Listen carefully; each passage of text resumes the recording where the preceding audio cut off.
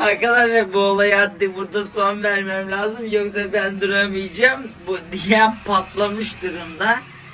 Yani her böyle nokta atışı yaptığım konularda millet cidden yaralı. Ben artık insanların dilini çözmüşüm.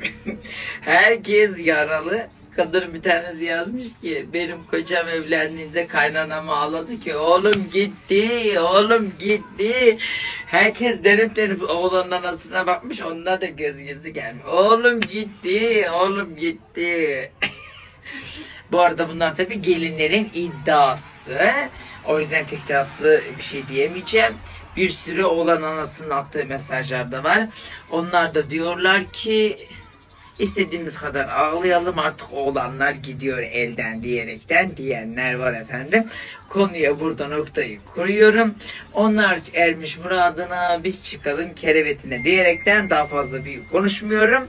İşlerim güçlerim var, ondan halletmem lazım. Bir bardak daha çay içeceğim.